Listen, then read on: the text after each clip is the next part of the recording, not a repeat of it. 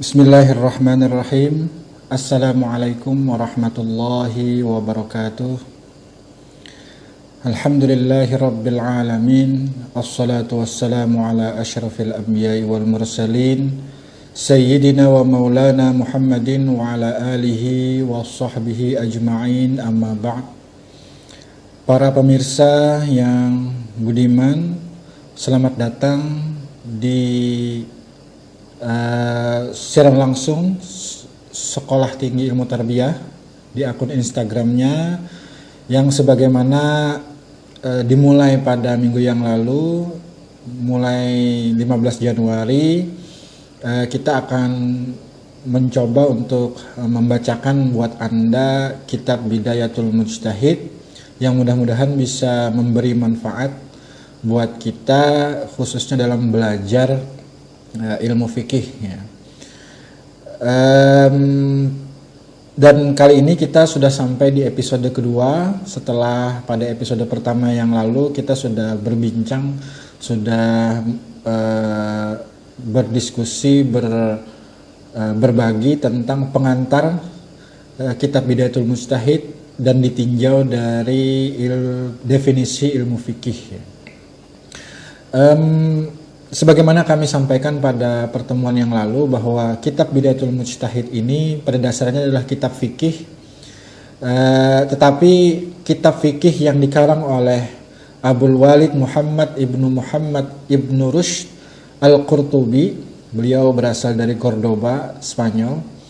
Beliau ini adalah seorang qadhi atau hakim agung di Andalusia, dan juga seorang filsuf terkenal yang di dunia barat dikenal dengan nama Averroes ya.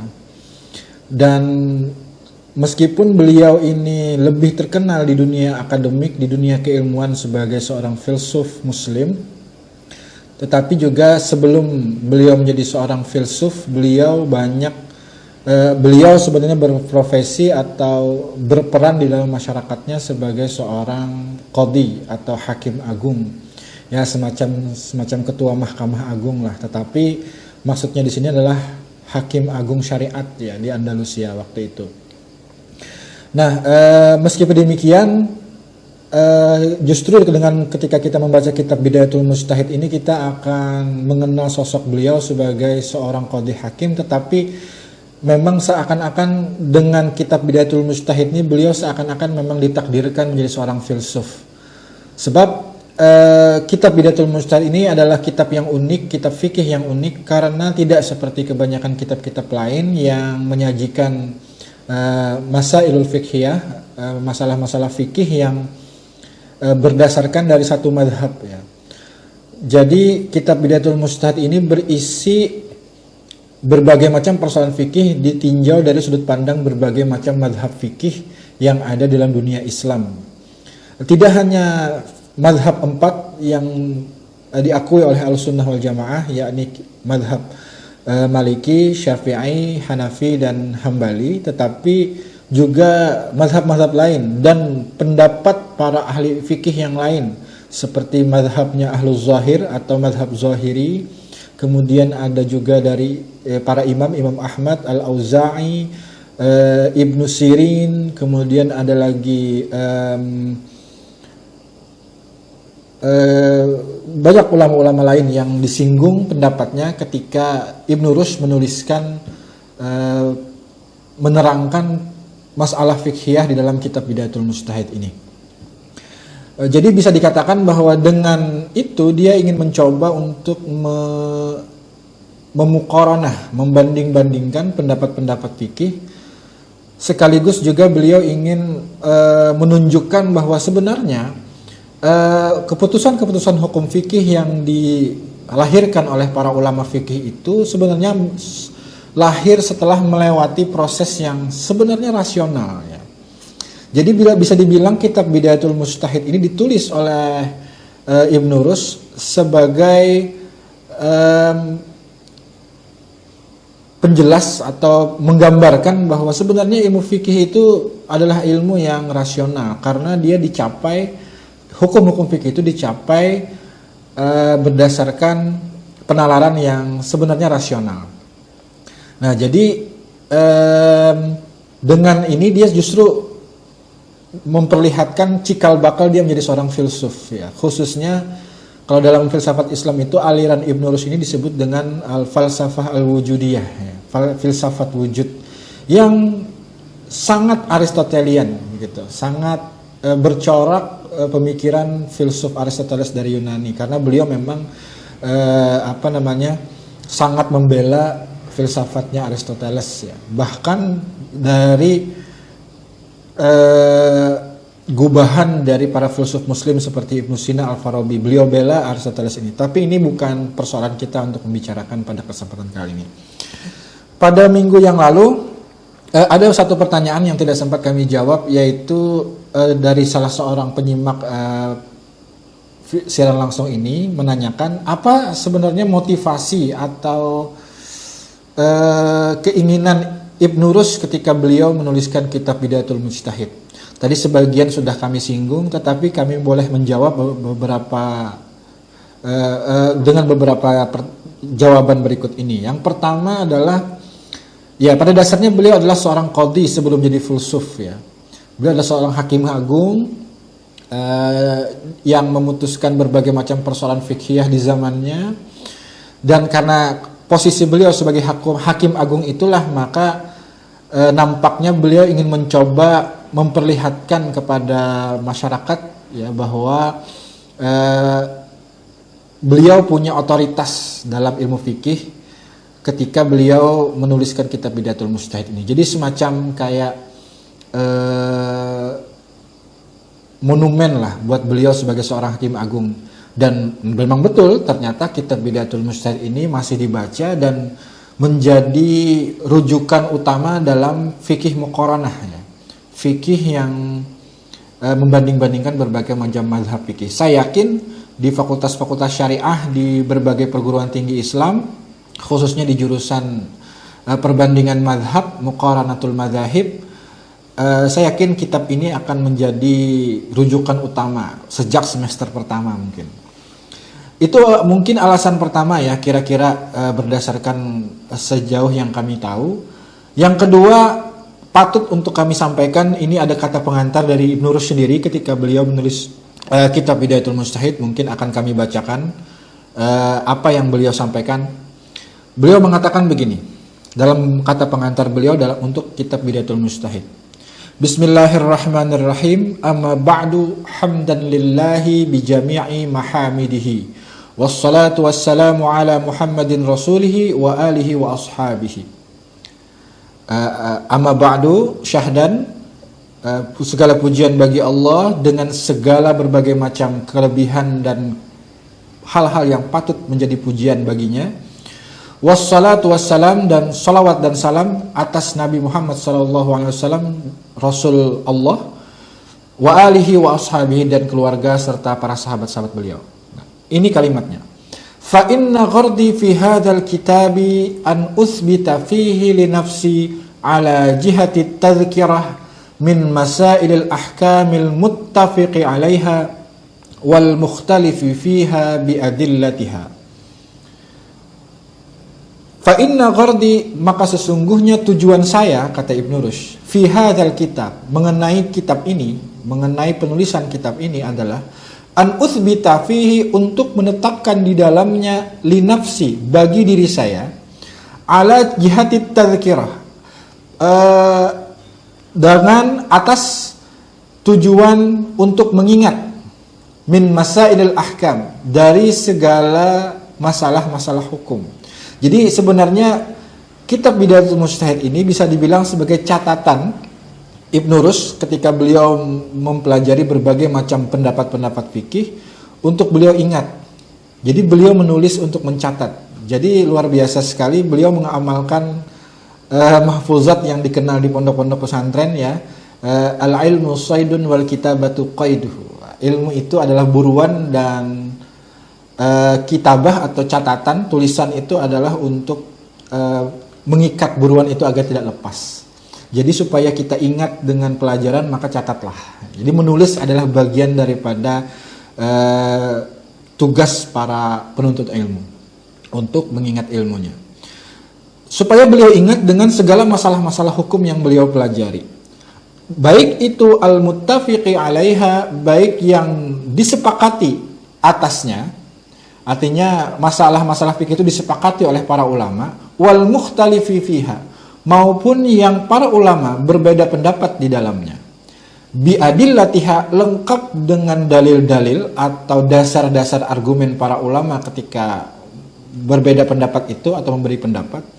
Wat tanbih, dan memperingatkan ala naksil khilafi fiha. Saya boleh menerjemahkan peringatan atas kesalahfahaman dalam memahami khilaf itu, supaya masyarakat tidak salah faham ketika terjadi banyak perbedaan pendapat, khususnya dalam bidang fikih. Dan ini sudah disadari oleh Ibnu Rus ya. Jadi zaman kita sekarang, kita sering kali berdebat dalam masalah-masalah fikih ya, kunut dengan tidak kunut, kemudian bagaimana tata cara salat yang benar, berdebat habis-habisan. Tapi alhamdulillah masa-masa itu sudah mulai berkurang ya saat ini. Tetapi kita sempat melalui masa di mana kita berdebat dalam masalah fikih. Nah, supaya tidak salah faham, maka ditulislah kitab ini, kata Ibnu Rus. Jadi sejak tahun 1100-an Masehi, Ibnu Rus sudah sadar ini, bahwa masyarakat kadang-kadang dipusingkan dengan berbagai macam perbedaan pendapat. Karena itulah beliau menulis kitab Bidayatul Mujtahid ini, agar supaya masyarakat tidak salah faham dengan berbagai perbedaan pendapat. Dalam artian, perbedaan pendapat dalam fikih itu biasa saja bagi ulama-ulama fikih. Bahkan Imam Malik dengan Imam Syafi'i, antara guru dengan murid sendiri, berbeda pendapat. Al-naksil khilafi fihi ma yajri majral usul, yang mana khilaf itu terjadi di dalam ruang lingkup usuliyah, usul fikih ya. Usul fikih itulah ilmu tentang asal dasar-dasar atau kaidah-kaidah fikih, di mana para ulama ketika memutuskan satu perkara fikih, mereka merujuk kepada kaidah-kaidah itu. Majral usul wal qawaid, dan kaidah-kaidah lima asa, yang mana semoga saja, kata Ibnu Rus, ayyarudda 'alal mujtahid minal masailil maskut, agar para mujtahid di generasi kemudian menolak itu. Artinya supaya kesalahpahaman itu ditolak oleh para mujtahid di generasi kemudian, ditolak dari minal masailil maskut, dari masalah-masalah yang terdiamkan. Artinya perbedaan pendapat itu jangan sampai didiamkan, harus difahamkan masyarakat. Mujtahid harus melihat berbagai macam dasar para ulama ketika berdebat, supaya tidak terjadi salah paham itu dan tidak dibiarkan mengambang. Min mana masailul maskuti anha fi syar'i, dalam syariat. Nah, itulah kira-kira motivasi atau tujuan daripada Ibnu Rushd ketika beliau menulis kitab Bidayatul Mujtahid. Ya, semoga jawaban ini bisa memberi pencerahan kepada penanya. Terima kasih buat yang sudah bertanya. Baik, para pemirsa secara langsung Setir Darul Hijrah, dalam acara membaca kitab Bidayatul Mujtahid ini, langsung saja kita masuk ke perdebatan, atau maksud kami bahasan ya, bukan perdebatan. Bahasan pertama dalam kitab Bidayatul Mujtahid, dan saya nanti akan membacakan bagian-bagian yang penting-penting saja, saya kira, karena ketidakcukupan waktu kita, sempitnya waktu kita, jadi saya akan bacakan penting dan topik-topik yang kira-kira dekat dengan kita ya. Misalnya kayak topik tentang apakah tidur itu membatalkan wudhu, dan tidur yang bagaimana yang membatalkan wudhu, itu diperdebatkan para ulama. Nah, itu salah satunya nanti. Oleh karena itu, sebagaimana kitab-kitab fikih lainnya, Bidayatul Mujtahid ini mengikuti pola penyusunan kitab fikih seperti kitab-kitab fikih lainnya. Cuman bedanya isinya, susunan isi. Jadi seperti biasa, kitab Bidayatul Mujtahid juga dimulai dengan babut toharoh ya, bab tentang bersuci, tetapi nanti bahasannya yang berbeda daripada kitab-kitab yang lain. Baik, pemirsa sekalian, kita mulai saja. Sekarang kita masuk ke bab tentang ad-dalilu ala wujubil wudu, dalil atas kewajiban berwudu. Baik, bismillahirrahmanirrahim. Qala al-musannif wal muallif rahimahullahu ta'ala wa nafa'ana bi'ulumihi fid daraini amin. Al-babul awwalu, tentang bab pertama tentang dalil atas kewajiban wudu. Fa amma dalilu ala wujubiha fal kitabu was sunnatu wal ijma'u. Dan adapun dalil atas kewajibannya, maksudnya kewajiban berwudu itu adalah Alkitab, was sunnah, wal ijma'. Jadi ada 3 sumber dalil tentang kewajiban berwudu. Kenapa ini penting diungkapkan? Karena begini, dalam fikih, dalam hukum, sama seperti hukum-hukum yang lain sebenarnya, hukum itu punya, meskipun dia ilmu yang rasional, tapi punya logikanya sendiri. Jadi begini, contoh ya, saya umpamakan begini. Misalnya suatu saat Anda memakai kendaraan tidak pakai helm, lalu kemudian di-stop oleh polisi. Tolong mampir, kata polisi. Kenapa Pak? Anda kami tilang karena Anda tidak menggunakan helm. Emang kenapa Pak? Kenapa harus pakai helm? Sebagai seorang aparat hukum, seorang polisi tidak boleh menjawab, kenapa saya harus pakai helm? Dia menjawab, supaya Anda selamat. Itu jawaban, bukan jawaban seorang aparat hukum. Supaya kepala Anda tidak terbentur, dilindungi oleh helm ketika Anda misalnya mengalami kecelakaan. Dan supaya Anda angin tidak merusak konsentrasi Anda dalam berkendara. Itu bukan jawaban seorang aparat hukum, itu jawaban seorang ahli fisika misalnya, atau seorang ahli biologi ya, atau seorang ahli alam lah, ilmu alam. Seorang jawab penegak hukum harus menjawab begini, kenapa Anda tidak pakai helm? Kenapa saya ditilang kalau saya tidak pakai helm? Dan kenapa harus pakai helm? Seorang aparat hukum harus menjawab berdasarkan undang-undang hukum lalu lintas, pasal ini, ayat ini dikatakan bahwa setiap pengendara motor harus menggunakan helm. Jika tidak menggunakan helm maka akan didenda sebesar, dan seterusnya. Jadi logikanya dalam setiap kejadian, setiap peristiwa itu harus berdalil kepada suatu konstitusi hukum ya. Yang bersifat yuridis ya, yudisial. Begitu juga dalam hukum Islam.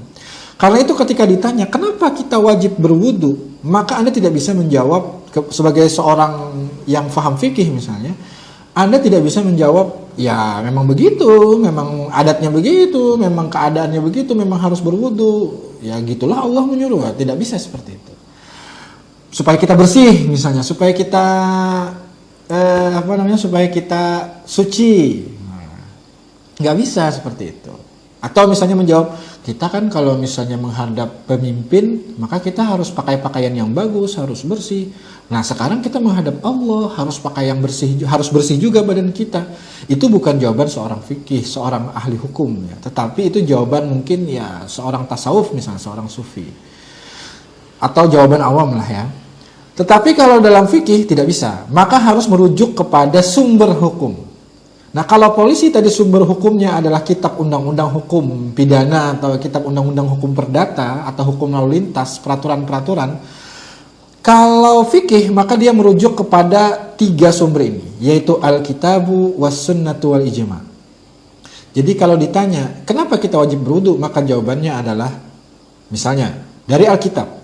Ammal kitabu faqauluhu ta'ala. Adapun dari kitab atau Al-Quran, berfirmanlah Allah Subhanahu wa taala, ya ayyuhalladzina amanu idza qumtum ilas salati faghsilu wujuhakum wa aydiyakum ilal marafiqi wamsahu biru'usikum wa arjulakum ilal ka'bain.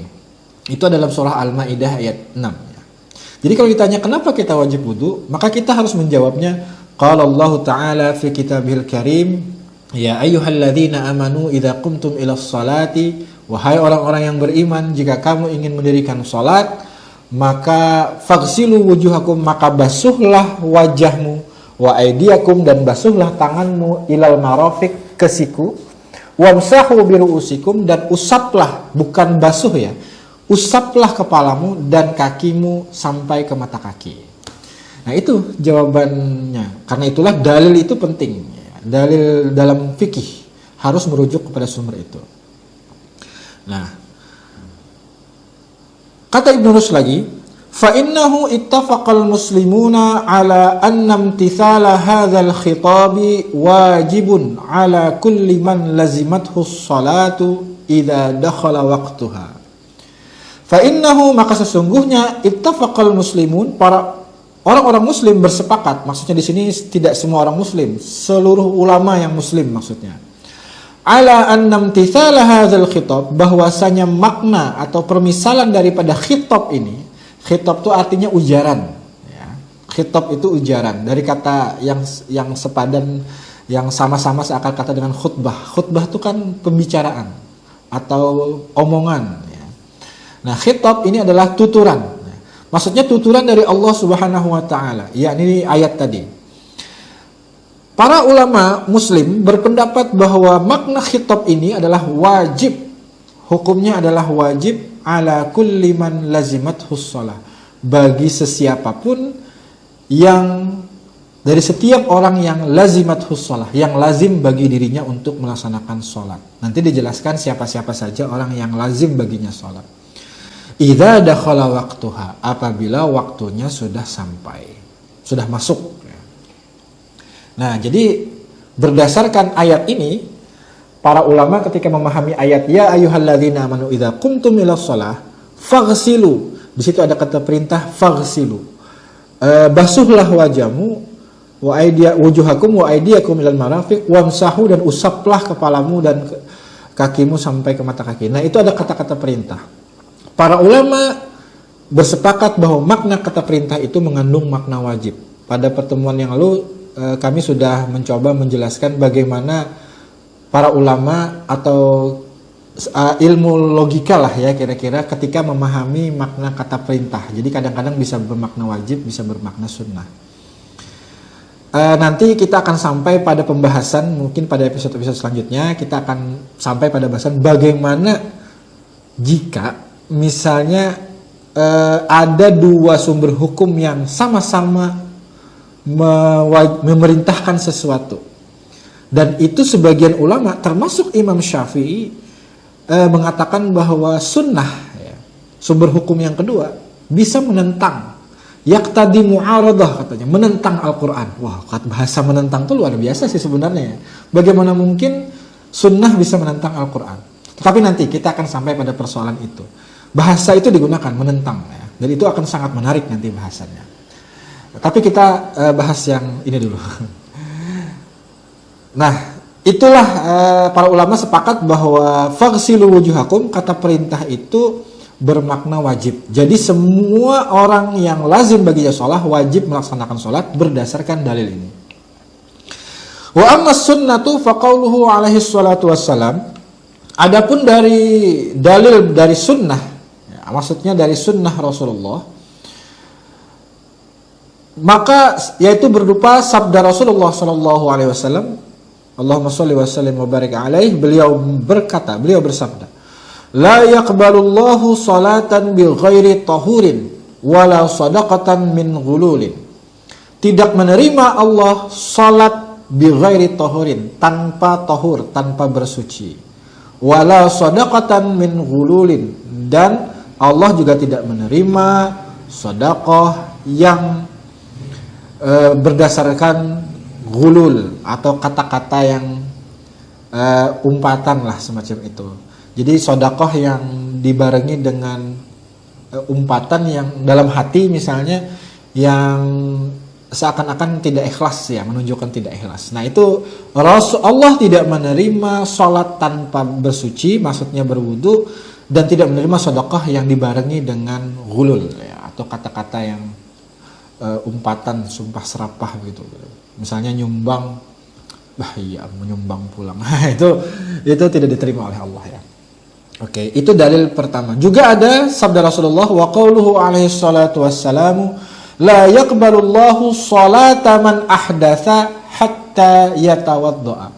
Tidak menerima Allah salat man ahdatsa, orang yang berhadas, hatta yatawaddaa, sampai ia berwudu. Jadi Allah tidak menerima sholat orang yang berhadas kecuali setelah ia berwudu, maka baru diterima.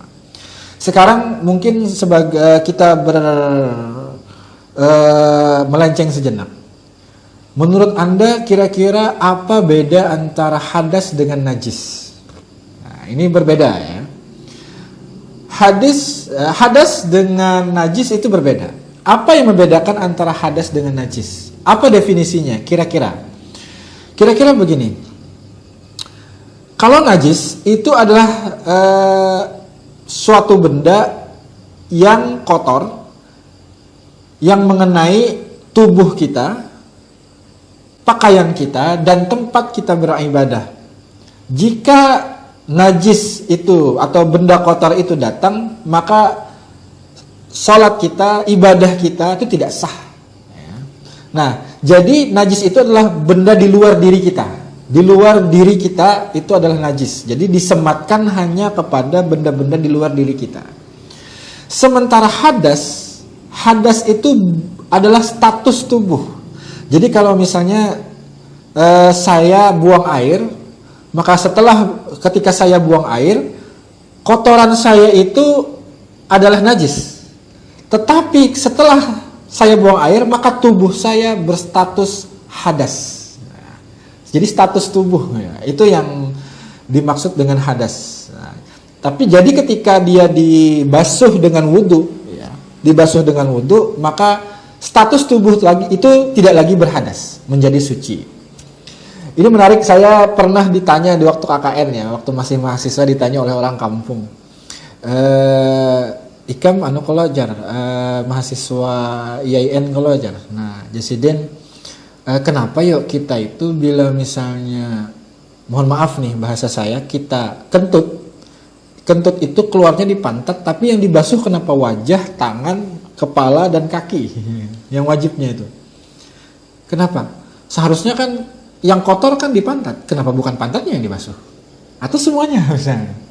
Bingung saya menjawab ya. Jadi saya tanya kepada ustadz-ustadz saya, akhirnya dapat jawaban.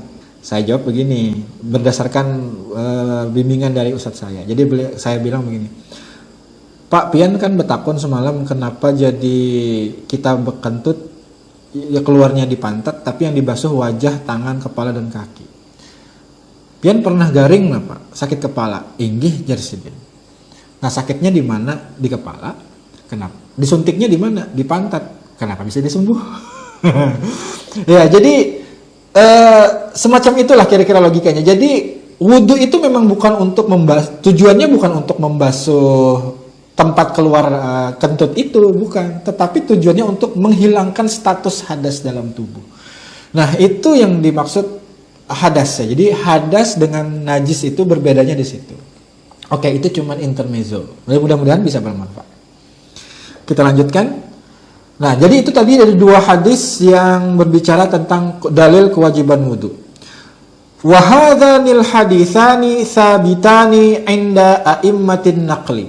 Dan dua hadis ini kata Ibnu Rus sudah tsabitani adalah sudah tetap digunakan sebagai dalil untuk menunjukkan kewajiban wudu 'inda a'immatin naqli, menurut para imam yang berpedoman kepada dalil naqli, dalil naql.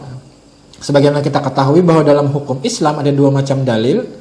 Ada dalil naqli, ada dalil aqli. Ya, dalil naqli itu adalah dalil yang berdasarkan sumber-sumber rujukan tadi. Sementara dalil aqli itu adalah dalil yang berdasarkan akal. Salah satunya jenisnya adalah dalam bentuk ijma' dan qiyas. Ya, itu dalil akalnya. Sementara dalil naqlinya itu Al-Quran dan sunnah Rasulullah. Baik, selanjutnya. Wa ammal ijma'u, tadi sudah berdasarkan kitab, berdasarkan sunnah. Wa ammal ijma'u fa innahu lam yunqal an ahadin minal muslimina fi dzalika khilafun. Dan adapun dari dalil wajibnya wudu berdasarkan ijma' ulama adalah fa innahu lam yunqal, maka sesungguhnya tidak pernah dinukilkan atau tidak pernah tercatat an ahadin minal muslimina, dari satupun di antara orang-orang muslim, fi dzalika khilaf, yang dalam hal itu menunjukkan ketidaksepakatannya. Jadi nggak ada ulama muslim manapun yang mengatakan wudu itu tidak wajib, nggak ada. Apapun alirannya, yang Ahlus Sunnah wal Jamaah kah, yang Syiah kah, yang Mu'tazilah kah, itu tidak ada yang mengatakan wudu itu nggak wajib. Semuanya mengatakan wudu itu wajib. Ya, jadi itu dalil Bahwa ternyata semua ulama, berbagai aliran, berbagai mazhab tidak pernah mengatakan bahwa wudhu itu nggak wajib. Ya. Masalah cara baru berbeda mungkin. Ya. Walau kana hunaka khilafun linaqlin, walaupun di sana ada perbedaan pendapat dalam hal nakalnya, dalam hal di mana mereka merujuknya kemana. Tetapi kesimpulannya tetap sama, bahwa para ulama mengatakan wudhu itu wajib. Idil adatu taqtadi dzalika. Bahkan adat istiadat sejak zaman Nabi Muhammad sampai hari ini tidak ada satupun satu orang muslim yang mengatakan tidak wajib berwudu. Semuanya mengatakan wajib. Jadi tidak ada satupun orang muslim yang mengatakan wudu itu tidak wajib. Tetapi kalau yang sholat tidak berwudu itu banyak. Tidak sedikit. Jadi kalau yang mengatakan tidak wajib wudu itu nggak ada. Tapi kalau yang sholat tanpa wudu mungkin banyak ya. Baik, selanjutnya kita akan masuk pembahasan tentang siapa-siapa saja yang lazim baginya sholat. Wa amma man tajibu alaihi fahuwal balighul aqilu. Dan adapun yang wajib atas dirinya wudu, ya, fahuwal balighul aqilu, yaitu orang yang baligh dan orang yang aqil.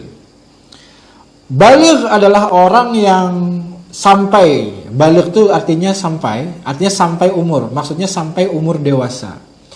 Yang dimaksud dewasa di sini adalah dewasa secara fisik, secara tubuh, yang ditandai dengan keluarnya mani untuk pertama kalinya setelah mimpi basah bagi laki-laki, dan keluarnya darah haid bagi perempuan.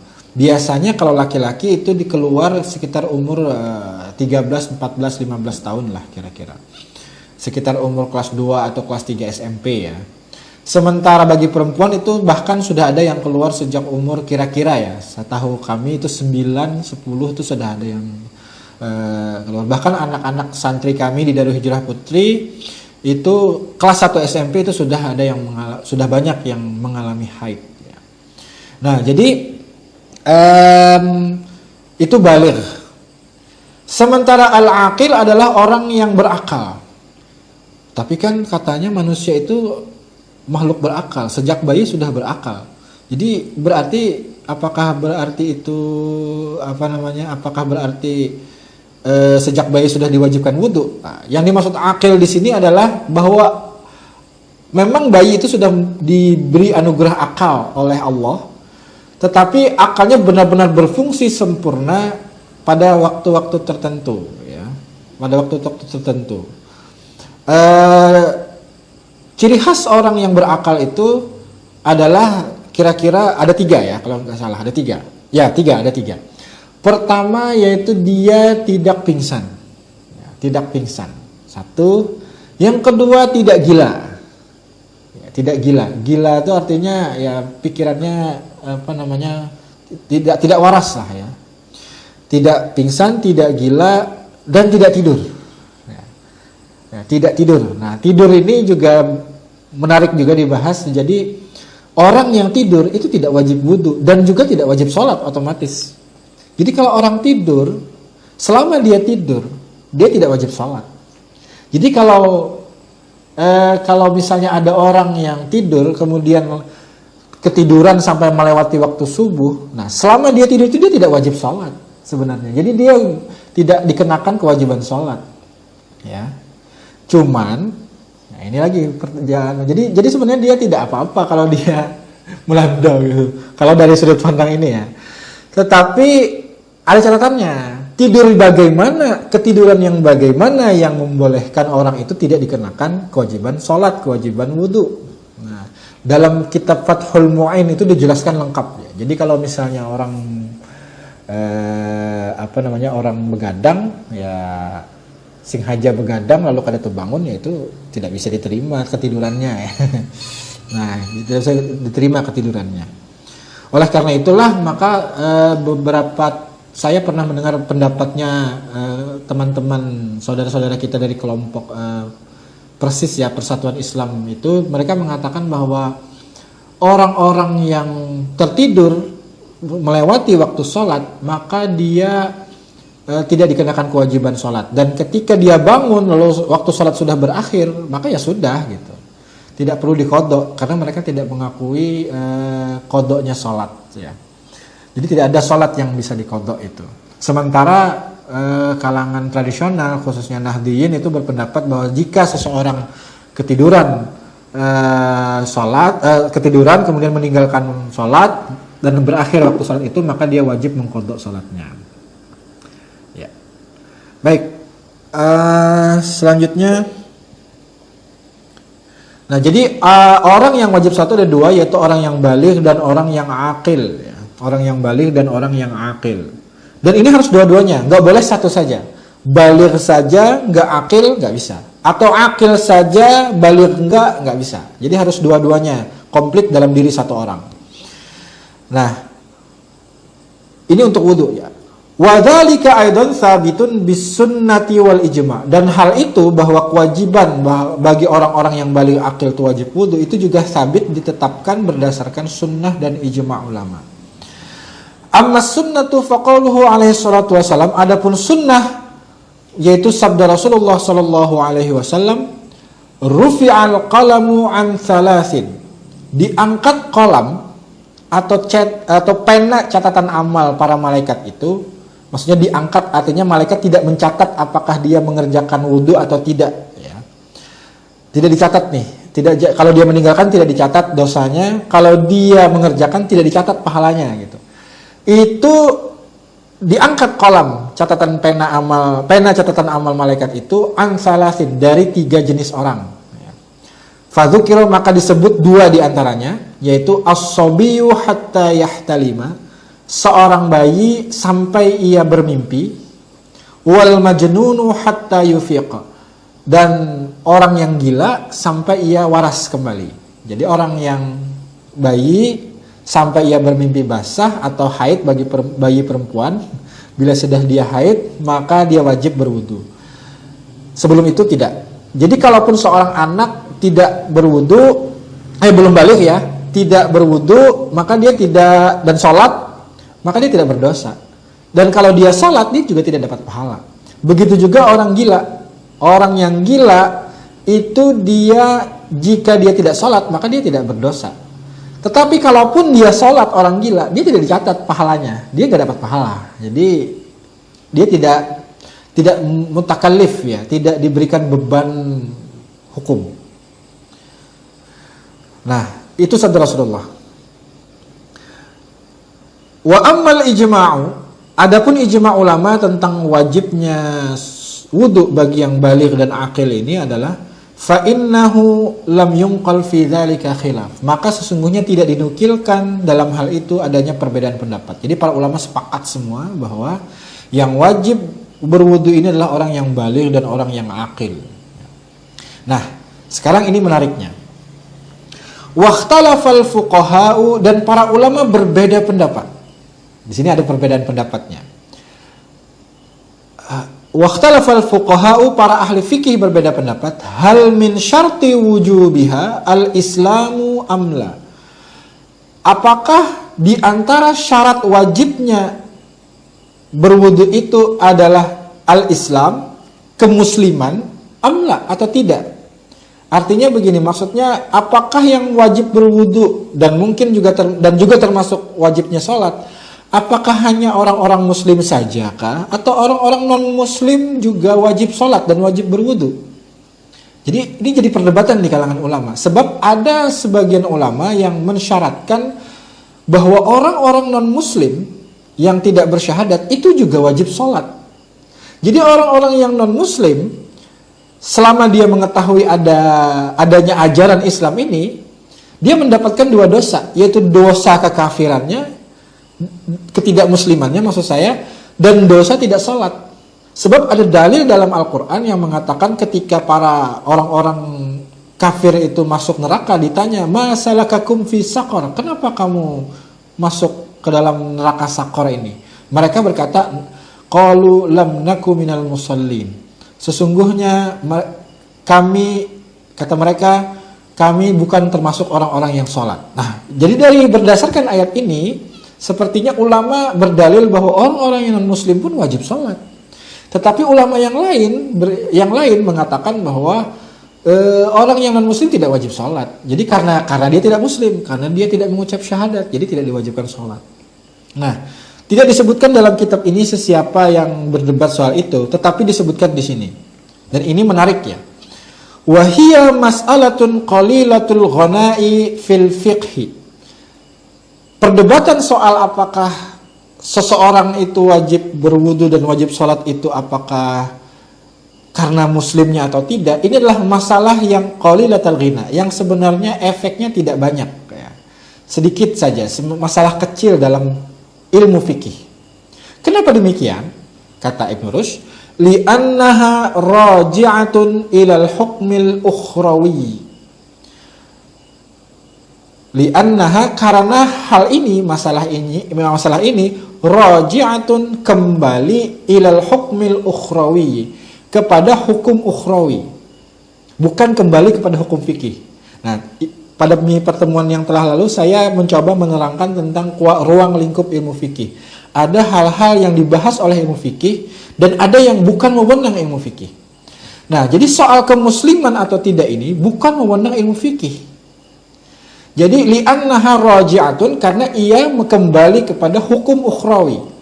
Hukum fikih itu hanya membahas masalah hukum-hukum yang, ya kalau lawan ukhrawi kan berarti duniawi ya, yaitu wajib, sunnah, ya, mubah, makruh, haram. Nah itu fikih. Sementara hukum ukhrawi ini ada dua, mukmin atau kafir. Ya. Mukmin atau kafir. Jadi ini maksudnya kembali kepada wewenangnya ilmu teologi, wewenangnya ilmu ketuhanan, bukan wewenangnya ilmu fikih. Dan secara logika juga kita boleh menanyakan, sebenarnya siapa sih yang dimaksud orang muslim itu? Nah, ini yang jadi pertanyaan. Siapa yang dimaksud orang muslim itu? Kenapa pertanyaan ini penting? Karena, mohon maaf ini, banyak orang yang mengaku muslim, tapi kelakuannya tidak seperti orang Islam. Dan sebaliknya, ada orang-orang yang tidak bersyahadat, tapi kelakuannya seperti orang-orang Islam.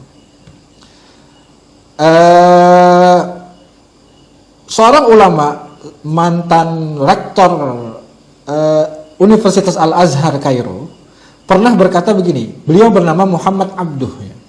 Beliau berkata begini, saya pergi ke Perancis, saya melihat ada Islam di situ. Saya tidak melihat ada orang-orang Islam di situ, tapi saya melihat ada Islam di sana, kata Muhammad Abduh. Tetapi saya kembali ke Timur Tengah, entah yang dimaksud negara mana nggak tahu. Saya melihat banyak orang Islam di sana, tapi saya tidak melihat ada Islam di situ, kata Muhammad Abduh. Itu pernyataan yang sebenarnya sangat menarik ya. Dan tidak bisa difahami secara emosional ya. Harus dinalar perlahan-lahan. Jadi maksudnya begini, mungkin di tempat yang dikunjungi oleh Muhammad Abduh di Eropa sana, mungkin adalah daerah yang aman, tidak ada pencopetan, bersih misalnya, yang seakan-akan menunjukkan seakan-akan itu bagian daripada ajaran Islam. Jadi kan ajaran Islam kan mengajarkan agar selalu bersih, menjaga keamanan orang lain, memberi selamat kepada orang lain, karena kan kita mengucapkan salam setiap waktu ya.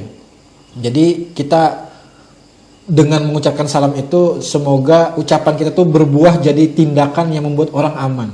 Nah jadi karena kampungnya aman, lalu Muhammad Abduh mengatakan, saya tidak melihat ada orang Islam, tapi ada Islam di situ.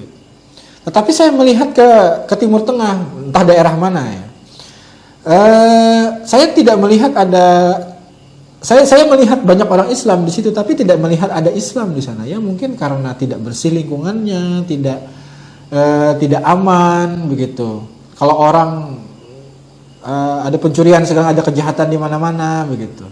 Nah mungkin itu yang dimaksud Muhammad Abduh. Padahal memang tidak semua daerah Timur Tengah yang seperti itu, dan tidak juga semua daerah di Eropa yang aman seperti itu. Banyak juga kan daerah-daerah di Eropa yang tidak aman. Nah, tetapi maksud daripada Muhammad Abduh dan maksud daripada Ibn Rushd ini adalah, Islam itu dinilai dari mananya? Apakah dinilai dari syahadatnya saja, lalu kemudian dia bisa dikatakan seorang Islam, seorang mukmin, ataukah keimanan itu adalah sesuatu yang ada dalam hati, dalam jiwa. Jadi apakah pakaiankah keimanan itu sesuatu yang tampak di luar atau yang di dalam? Nah, ini jadi perdebatan.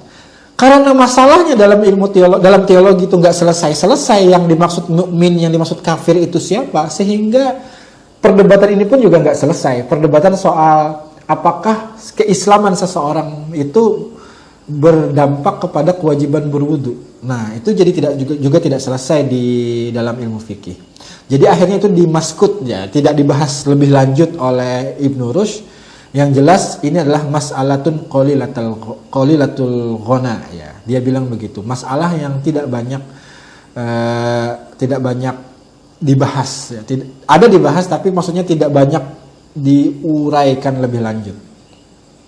Baik, sedikit lagi sebagai sesi terakhir dari pertemuan kita karena kita sangat terbatas. Wa amma mata tajibu, dan adapun kapan wudhu itu diwajibkan, yaitu faida dakhala waqtus sholati, apabila masuk waktu sholat. Jadi wudhu itu hanya wajib pada saat bila masuk waktu sholat. Ya. Artinya kalau ingin melaksanakan sholat. Wa aradal insanu al-fi'lal ladzi al-wudu'u syartun fihi, atau dan ketika seorang manusia ingin melakukan alladzi al-wudu'u syartun fihi, yang mana wudu menjadi syarat di dalamnya. Sebagai contoh misalnya dalam para ulama Syafi'iyah mengatakan bahwa memegang mushaf itu juga wajib berwudu, nggak berwudu memegang mushaf. Tetapi ulama yang lain mengatakan tidak wajib. Nah ini kalau itu dianggap menjadi syaratnya maka wajib wudu. Ya. Jadi ada pekerjaan-pekerjaan, ibadah-ibadah selain sholat yang mana wudhu itu juga menjadi syarat ya. Entah itu jadi wajib atau sunnah ya, misalnya tadi memegang mushaf, kemudian memandikan mayit, kemudian juga berhubungan suami istri juga wajib, sunnah ya, itu sunnah berwudhu menurut ulama Syafi'iyah. Nah jadi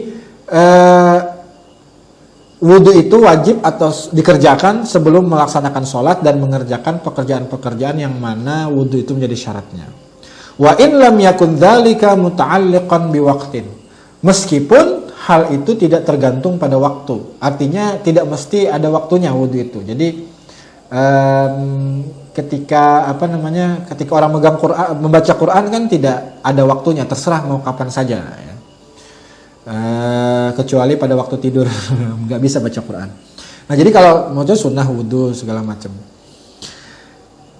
Wa amma wujubuhu inda dukhuli waktu sholati alal muhditsi, dan adapun wajibnya berwudhu ketika masuk waktu sholat alal muhdits, kepada orang yang berhadas, fala khilafa fihi, maka tidak ada perbedaan pendapat di kalangan para ulama.